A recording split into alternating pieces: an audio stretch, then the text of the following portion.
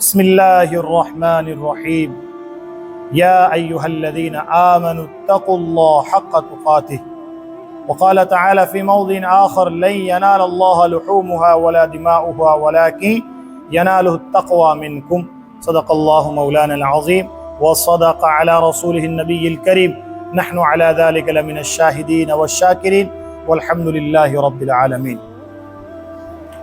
میرے محترم اور معزز ساتھیوں، اللہ تبارک و تعالیٰ کا بڑا فضل اور بڑا کرم ہوا کہ اللہ نے ہمیں اپنے گھر میں جمع ہونے کی توفیق عطا فرمائی۔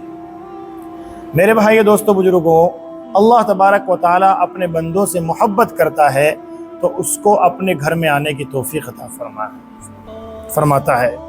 اور چونکہ آج جمعے کا دن ہے اور جمعے کے دن کو عید المؤمنین کہا جاتا ہے۔ کیا کہا جاتا ہے؟ عید المؤمنین کہا جاتا ہے۔ جمعہ یہ ہفتے کا اجتماع ہے۔ جمعہ یہ ہفتے کا کیا اجتماع ہے جو اللہ کی طرف سے متعین کیا ہوا ہے۔ اور عیدین، عید اور بقرعید یہ سالانہ اجتماع ہے کہ سال کے موقع پر اللہ کے بندے ایک جگہ اکٹھا ہوتے ہیں اور ایک جگہ اکٹھے ہو کر اللہ کا ذکر کرتے ہیں، نماز پڑھتے ہیں، عبادت کرتے ہیں، دین کی اچھی اچھی باتیں سنتے ہیں۔ اسی طریقے سے جمعے کا دن اللہ رب العزت نے ہمارے لیے بنایا کہ ہم ہفتے میں ایک مرتبہ سارے کے سارے علاقے والے ایک جگہ اکٹھے ہو کر اللہ کی عبادت کریں۔ میرے بھائیو دوستو بزرگوں، اللہ رب العزت کا فرمان ہے کہ تم اللہ سے ڈرو جیسا کہ اس سے ڈرنے کا حق ہے۔ ایمان والا دنیا میں آیا ہی اسی لیے کہ اللہ اور اس کے رسول حضرت محمد مصطفیٰ صلی اللہ علیہ وسلم کے طریقے کے مطابق زندگی گزارے، اللہ کے حکموں کو حضرت محمد مصطفیٰ صلی اللہ علیہ وسلم کے طریقے پر مکمل کرے۔ اسی لیے ہم دنیا میں یہاں پر آئے ہیں۔ اس لیے فرمایا کہ اللہ کے یہاں ہمارے روپیے اور پیسے نہیں جاتے، اللہ کے یہاں ہمارا جانور نہیں جاتا، اللہ کے یہاں ہمارے جانور کا خون نہیں جاتا، اللہ کے یہاں ہمارے جانور کا گوشت نہیں جاتا، بلکہ ہمارے دلوں کا اخلاص اللہ کے یہاں پہنچتا ہے۔ ہم نماز کس کے لیے پڑھ رہے ہیں؟ وہ یقین اللہ کے پاس جاتا ہے۔ روزہ کس کے لیے رکھ رہے ہیں؟ وہ یقین اللہ کے پاس جاتا ہے۔ زکوٰۃ کس کے لیے دے رہے ہیں؟ وہ یقین اللہ کے یہاں جاتا ہے۔ اخلاص اللہ کے یہاں ہے۔ ہمارا جانور کیسا ہے؟ موٹا ہے، تگڑا ہے، اگر ہم نے اس کو دنیا کو دکھانے کے لیے کیا ہے تو وہ اس کا ذرہ برابر بھی اللہ کے یہاں کوئی اللہ کے یہاں کوئی مقبولیت نہیں۔ سب سے اول چیز اخلاص۔ کیا ہے؟ اخلاص، کہ ہمارا جو بھی عمل ہو، بڑے سے بڑا عمل ہو یا چھوٹے سے چھوٹا عمل ہو، سارے کے سارے عمل کس کے لیے ہو؟ اللہ کے لیے۔ حضرت عبداللہ ابن عباس رضی اللہ تعالیٰ عنہ فرماتے ہیں کہ مکہ کے اندر مشرکین اپنے جانوروں کو ذبح کرتے تھے۔ مشرکین مکہ، کفار مکہ اپنے جانوروں کو ذبح کر کے بیت اللہ کا جو صحن ہے، مطاف ہے، وہاں پر گوشت کو بکھیر دیا جاتا تھا۔ وہ لوگ گوشت کو بکھیر دیتے تھے اور جو جانور ذبح کرتے تھے قربانی کا، اس کا لہو بیت اللہ کی در و دیوار پہ لگا دیتے تھے۔ تو مسلمانوں نے سمجھا کہ جس طریقے سے یہ لوگ کر رہے ہیں ہم بھی ایسا کریں۔ بس مسلمانوں کے دلوں میں اس بات کا ارادہ آیا ہی تھا کہ اللہ نے آسمان سے آیت نازل فرما دی، لَن يَنَالَ اللَّهَ لُحُومُهَا وَلَا دِمَاؤُهَا وَلَكِنْ يَنَالُهُ التَّقْوَىٰ مِنكُمْ۔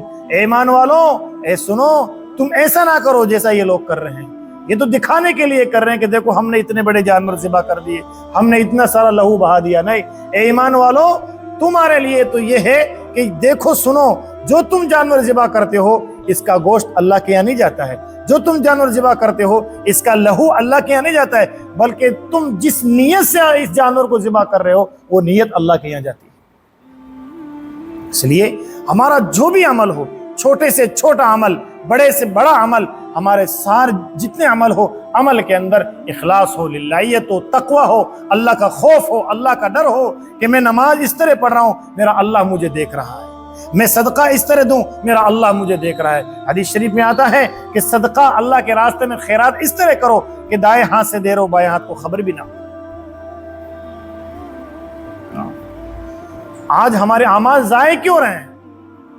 صاحب میں نے اللہ کے راستے میں اتنے روپے خرچ کر دیے، برکت کوئی نہیں ہو رہی، میں نے جو اتنا وقت اللہ کے راستے میں لگا لیا، زندگی میں تبدیلیاں کوئی نہیں آ رہی ہے، میں ہر سال جانور ذبح کر رہا ہوں، مال میں برکت کوئی نہیں ہو رہی ہے، میں خوب خیرات کر رہا ہوں، اولاد پہ اثر نہیں پڑ رہا ہے، میں خوب نمازیں پڑھ رہا ہوں، زندگی میں کوئی تبدیلی نہیں آ رہی ہے، کیا ہوا؟ حضرات صحابہ کرام رضوان اللہ تعالی علیہم اجمعین اعمال کر کے ڈرتے تھے، کہیں ایسا نہ ہو کہ میرے اس عمل میں کوئی کمی تو نہیں رہ گئی ہو۔ آج ہم ایک وقت کی نماز پڑھ کے یوں سمجھتے ہیں ہم نے بہت بڑا کام کر دیا۔ صحابہ کرام رضوان اللہ تعالی علیہم اجمعین کا عمل یہ تھا، پوری رات اللہ کے سامنے کھڑے رہ کر ڈرتے تھے کہیں ہماری نماز اللہ کی بارگاہ میں قبول ہوئی یا نہیں ہوئی۔ اپنا سب کچھ اللہ کے راستے میں لگا کر، اللہ کے نبی حضرت محمد مصطفیٰ صلی اللہ تعالی علیہ وسلم نے فرمایا، اے میرے صحابہ، ہم سب کو اللہ کے دین کو بلند کرنے کے لیے جانا ہے، تبوک کی طرف جانا ہے، اے میرے صحابہ کرام اپنے اپنے اعتبار سے مال لے کر آؤ۔ صحابہ کرام لے کر آئے، حضرت ابوبکر صدیق رضی اللہ عنہ اپنے گھر کا سارا مال لے آئے، سمیٹ کے گھر پہ کچھ نہیں چھوڑ کے آئے۔ حضرت عمر ابن خطاب رضی اللہ عنہ گھر کا آدھا مال لے آئے، حضرت عثمان غنی رضی اللہ عنہ بہت سارا مال لے آئے۔ ہر صحابی اپنی اپنی حیثیت کے مطابق اللہ کے نبی حضرت محمد صلی اللہ علیہ وسلم کی بارگاہ میں پیش کر دیا مال۔ اللہ کے نبی نے پوچھا، کہو صلی اللہ علیہ وسلم، ابو بکر کیا لائے ہو؟ کہا یا رسول اللہ گھر کا سارا مال لے آیا۔ گھر پہ کیا چھوڑ کے آئے ہو؟ گھر پہ اللہ اور اس کے رسول کو چھوڑ کے آیا۔ سب کچھ اللہ کی بارگاہ میں قربان کرنے کے باوجود کیا کہتے تھے؟ میں کاش گھاس ہوتا مجھے کوئی جانور کھا لیتا، میری ماں نے مجھے جنا ہی نہیں ہوتا۔ یوں اللہ کے سامنے ڈرتے تھے، پوری رات اللہ کے سامنے کھڑے ہو کر ڈرتے تھے، یہ سارا مال اللہ کی بارگاہ میں خرچ کر کے ڈرتے تھے۔ میرے بھائیوں اور دوستوں بزرگوں، ہمارا جو بھی عمل ہو اللہ کو راضی کرنے کے لیے ہو، دنیا والے ہمیں دیکھے یا نہ دیکھے، دنیا والے ہمیں سخی کہے یا نہ کہے، دنیا والے ہمیں نمازی کہے یا نہ کہے، دنیا والے ہمیں حاجی کہے یا نہ کہے، دنیا والے ہمیں خرچ کرنے والا کہے یا نہ کہے، دنیا والے ہمیں جو ہے اچھے کام کرنے والے کہے یا نہ کہے، دنیا والے ہمیں دیکھے یا نہ دیکھے، اللہ ہمیں دیکھ رہا ہے، اللہ ہمیں دیکھ رہا ہے۔ قل ان تخفوا ما فی صدورکم او تبدوہ یعلمہ اللہ، اللہ کا فرمان ہے میرے محبوب انہیں کہہ دیجئے جو کچھ تم چھپا کر کرتے ہو، جو کچھ تم ظاہر کر کے کرتے ہو، تمہارا رب سب جانتا ہے۔ تم بند کوٹڑیوں میں رہ کر جو بھی عمل کرتے ہو اس کو بھی اللہ دیکھ رہا ہے، اور جو تم بالکل کھلم کھلا علی الاعلان جو عمل کر رہے ہو اللہ اس کو بھی دیکھ رہا ہے۔ تم جہاں کہیں بھی ہو، زمین کے نیچے ہو، زمین کی تہ میں ہو، آسمان کے نیچے ہو، درخت کے نیچے ہو، بند کمرے میں ہو، رات کے اندھیرے میں ہو، رات کی اندھیری کوٹڑی میں ہو، اللہ دیکھ رہا ہے، اللہ دیکھ رہا ہے۔ تم غافل ہو، اللہ غافل نہیں۔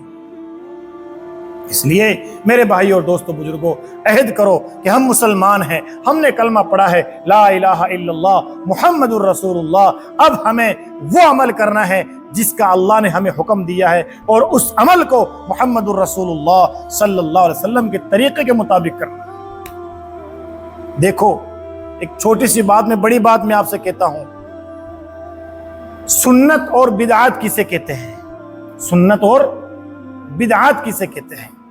فرمایا سنت اور بدعات کا معنی یہ ہے کہ حضور اکرم صلی اللہ تعالی علیہ وسلم سے محبت کرنا، حضور اکرم صلی اللہ علیہ وسلم کی منشا کے مطابق یہ سنت ہے، اور حضور اکرم صلی اللہ علیہ وسلم سے محبت کرنا اپنی مرضی کے مطابق یہ بدعت ہے۔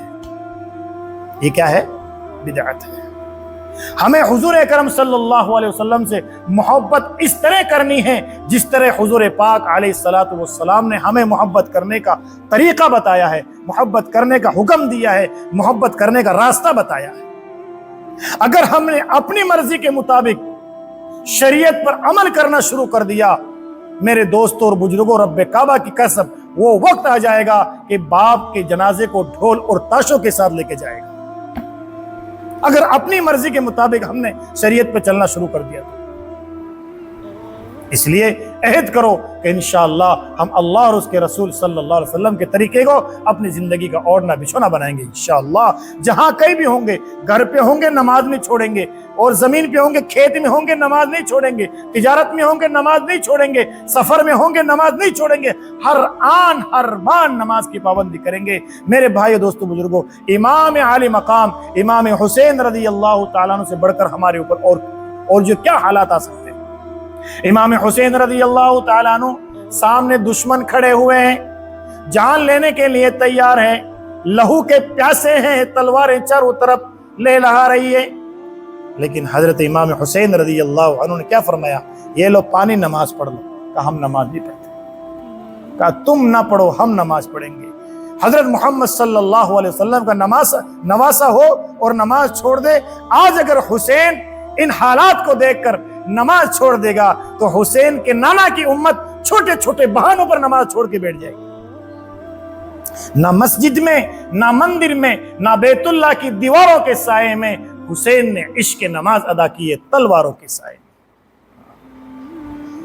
حضرت امام حسین رضی اللہ عنہ کو شہید نہیں کر سکے، سارے ہتھ کنڈے اپنا لیے، پوری طاقت اپنا لی، تلوار چلانے کی ہمت نہیں کر رہی ہے۔ شمر ابن جلجوشن نے پوری طاقت لگا دی، ابن زیاد نے پوری طاقت لگوا دی، لیکن امام حسین علی مقام رضی اللہ عنہ کی طرف بڑھ نہیں سکے۔ یہ آپ کی بہادری، یہ آپ کا وقار، یہ آپ کی ہمت، یہ آپ کا رعب اور دبدبا۔ لیکن جب امام حسین علی مقام رضی اللہ عنہ سجدے میں گئے، نماز کے لیے نیت باندھی، اللہ اکبر، مکمل کیا قیام، مکمل کیا رکوع، جو ہی سجدے میں گئے اس وقت امام حسین علی مقام رضی اللہ عنہ پہ حملہ کیا۔ امام حسین علی مقام رضی اللہ عنہ نے جام شہادت نوش تو فرما لی، لیکن رہتی دنیا تک کے لوگوں کو یہ بتا دیا کہ اے میرے نبی، اے میرے نانا کے امتیوں، جان تو دے دینا لیکن میرے نانا کی لائے ہوئی نماز کے سجدے کو مت چھوڑنا۔ اس لیے میرے بھائیوں، عہد کرو کہ انشاءاللہ ہم گھر میں، باہر، سفر میں، حضر میں، ہر مقام پہ اللہ کی بھیجی ہوئی نماز کو زندہ کریں گے انشاءاللہ۔ مرنے کے بعد اعمال میں سے جو سب سے اول جو حساب ہوگا وہ نماز کا ہوگا۔ اگر ہماری نماز درست نکلی سارے اعمال اچھے ہوں گے۔ اس لیے کہ اللہ رب العزت نے قرآن پاک کے اندر کیا فرمایا؟ ان الصلاۃ تنہا عن الفحشاء والمنکر، بے شک نماز وہ عبادت ہے جو تمہیں تمام فاحش کاموں سے، تمام برے کاموں سے روک دے گی۔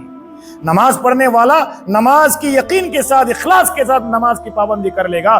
میرے بھائیو دوستو بزرگوں، ایک دن ایسا آئے گا شراب اس سے چھوٹ جائے گا، جوا اس سے چھوٹ جائے گا، چغل خوری اس سے چھوٹ جائے گی، بدگوئی اس سے چھوٹ جائے گی، گناہ اس سے چھوٹ جائیں گے اگر وہ اخلاص کے ساتھ نماز کی پابندی کر لے گا۔